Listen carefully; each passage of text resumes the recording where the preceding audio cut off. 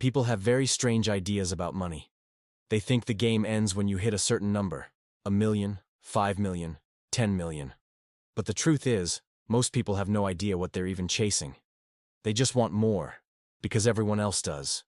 I've seen men with $10 million who are miserable, and men with 200,000 who sleep like babies. Guess which one is richer? It's not about the number. It's about control.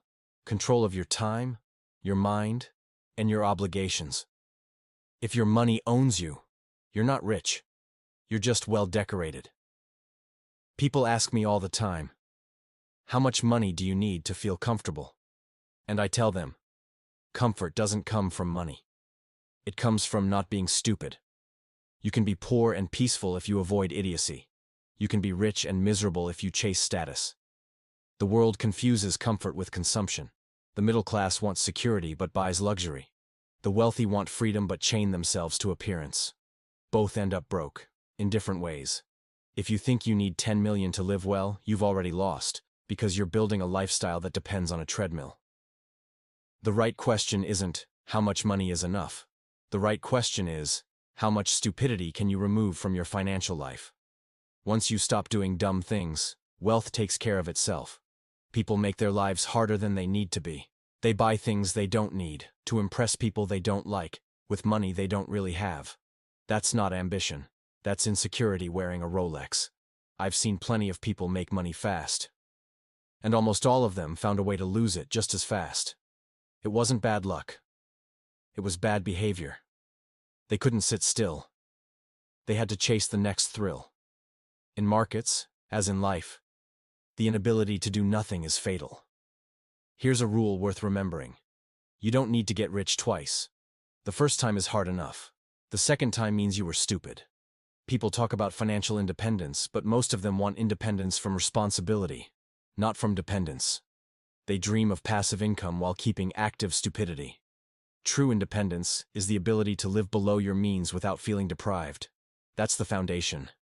Everything else is decoration. I'm not against wealth. I've spent a lifetime helping to create it, but always for purpose, never for show. There's a difference between being rich and being wealthy. Rich is a number. Wealthy is a mindset. Rich buys things. Wealthy buys time. If you can wake up when you want, work with people you respect, and say no to nonsense, you've won the game, whether your net worth is 50,000 or 50 million. Most people won't believe that. They think freedom requires fortune. They think peace requires possessions.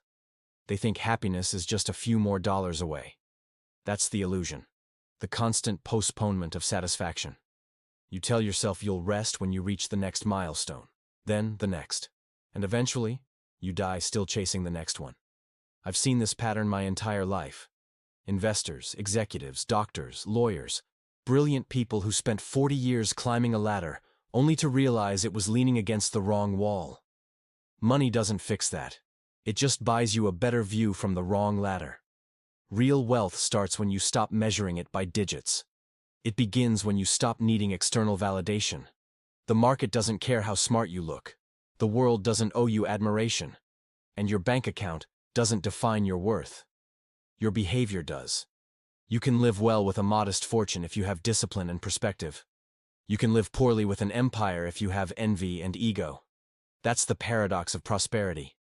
People spend their youth trading time for money, then spend their old age trading money for time. They could have skipped the whole loop by learning early what matters most.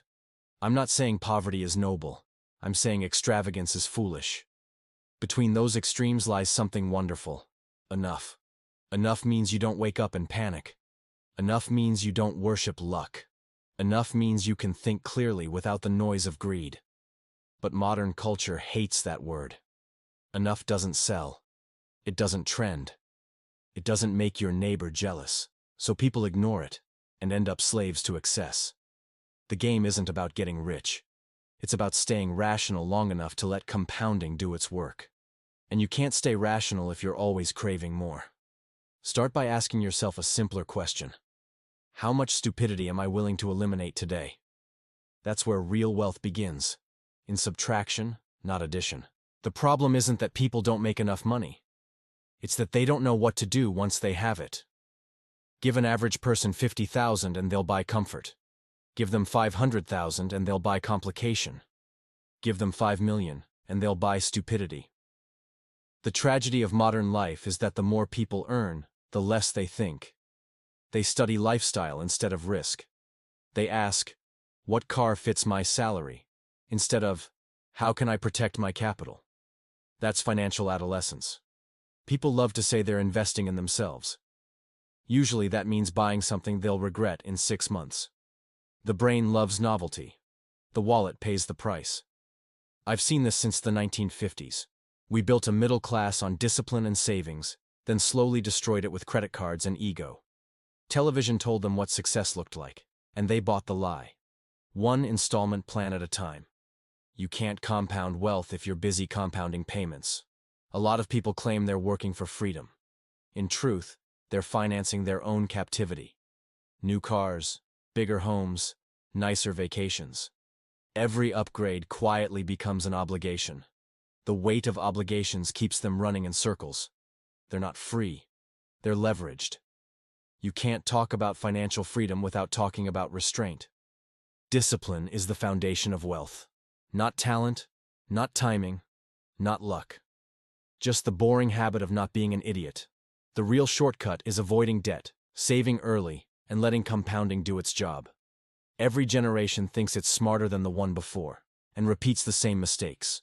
They chase the next hot stock, the next real estate boom, the next magic crypto scheme. They call it innovation. I call it sophisticated greed. The faces change. The stupidity doesn't. You want to know the biggest financial trap? Comfort. The moment people taste a better lifestyle, they confuse it with success. They stop asking, how can I make my life efficient? And start asking, how can I keep this comfort level forever? That's addiction. Comfort kills ambition quietly and makes you rationalize mediocrity. I've seen sharp, ambitious people turn into financial zombies because they couldn't downgrade their lifestyle. They knew the math didn't work, but pride overruled arithmetic. That's how $1 million earner ends up broke in 10 years, too proud to live like a sane person. The world rewards appearances. Your neighbor doesn't know your net worth. He knows your car, your clothes, and your vacations. So you play along until the game plays you. The average person never learns that wealth isn't about how much you earn. It's about how much you keep after taxes, inflation, and stupidity. Inflation eats your money. Taxes take their share. Stupidity finishes the job. You can't control the first two much, but the third, that's entirely on you. Financial humility beats financial literacy every time. Knowing what you don't know will save more money than any course ever will. You don't need to predict the next big thing. You just need to avoid the next dumb thing.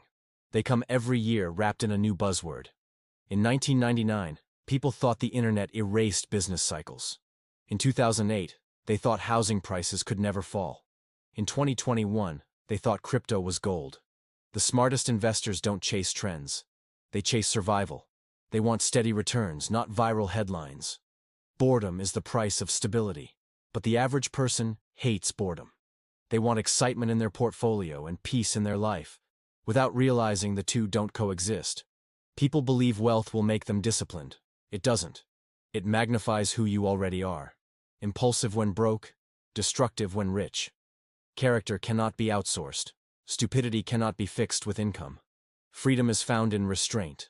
Enjoy simplicity. Say no when unpopular. Delay gratification long enough for compounding to work, because that separates the financially free from the trapped. People complicate money. They turn it into philosophy, psychology, even spirituality. But money, at its core, is arithmetic. Addition, subtraction, and restraint. You don't need a degree from Harvard. You just need honesty. Financial freedom isn't mystical, it's math. $500,000, handled wisely, can buy freedom for life. Conservative investments, modest returns, reinvest. Let inflation do its work. That's it. The average person hears those numbers and panics. 45,000 a year? I can't live on that. That's because they've built a lifestyle requiring permanent adrenaline. If your idea of comfort includes constant consumption, you've misdefined comfort. 45,000 a year is enough to live peacefully. If you own your home, avoid debt, and stop trying to impress strangers. Not glamorous, not Instagram-worthy, but sane. The best investments are the ones you can stick with while the world panics. The same goes for spending habits. If you need external excitement to feel alive, your bank account will suffer. The real game is endurance, not speed. People overestimate intelligence and underestimate discipline. Wealth is temperament, not brilliance. Behavior beats brains every time. You don't need to be extraordinary, just consistently reasonable. Discipline is endurance. The market doesn't reward excitement. It rewards survivors. You can't compound what doesn't exist. Avoid leverage. Preserve capital. Be patient. Buy what makes sense. Don't be greedy when others are fearful. Keep cash. Keep humility. Keep patience. Every rational choice compounds into more rational choices. Your life becomes a compounding machine. Not your money alone, but your habits, judgment, and peace of mind. The tragedy is that most people can't endure prosperity. They confuse wealth with ego. They confuse lifestyle with freedom. Luxury feels like happiness until it isn't. Income rises. Humility vanishes. Stupidity enters. Lifestyle inflation is self-sabotage. Every upgrade, bigger house, nicer car, brings more obligation, more stress, more anxiety. You can't enjoy freedom when your possessions own you. The solution is simplicity. Live below your means. Avoid distractions. Build habits that compound quietly.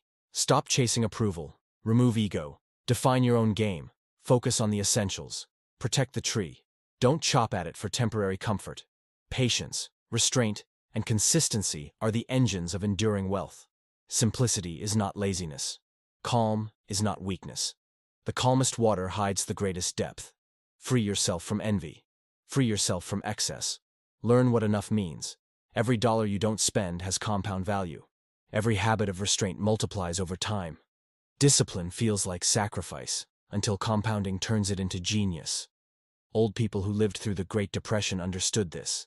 They didn't need the latest gadget. They saved. They planned. They didn't inflate their egos with temporary abundance.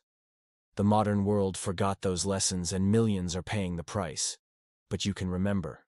You can act wisely. You can compound intelligence, restraint, and patience just like you compound money. And then, after you master wealth, after you master time, after you master habits, you discover the final truth: meaning. With time, you begin to see that wealth, success, recognition, they are all temporary currencies. They buy comfort, but not peace. They buy influence, but not understanding. The older you grow, the more you realize that the real game was never about accumulation. It was about alignment. Alignment with your values. Alignment with your nature. Alignment with what quietly feels true when the world isn't watching. Because the world will always measure you by what you have. But life measures you by what you keep, when everything you have is gone. People chase legacy as if it's a monument to be built. But legacy is not what you leave behind. It's what you leave within. It's the habits, the principles, the example that silently shapes those who come after you. It's how your life whispers to others long after your voice is gone. The irony is that those who chase immortality rarely find it. But those who live with integrity, who do small things well, who remain kind under pressure, who choose truth over convenience, they leave a mark that time cannot erase. In the end, success is not about being known. It's about being understood. Not how much you earn, but how much you learn.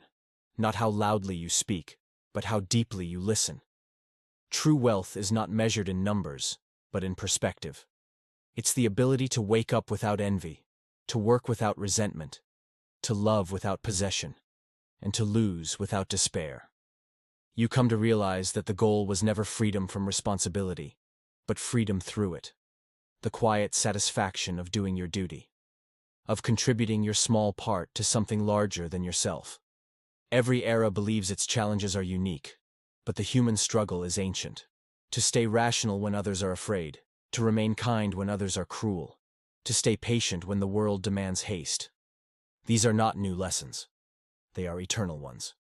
They must be relearned by every generation and every soul. At some point you stop asking, "What can I get?" and start asking, What can I build that will last?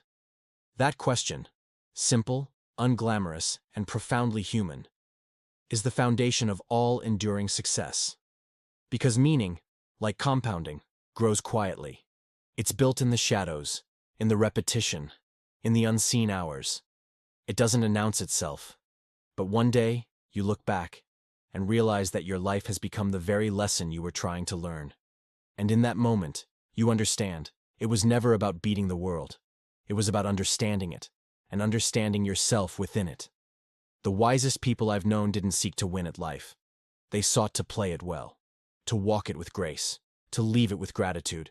Because in the end, everything compounds, not just money, but choices, actions, thoughts, and moments. And when time adds up all the small things you did with care, it hands you something rarer than wealth, a life that made sense.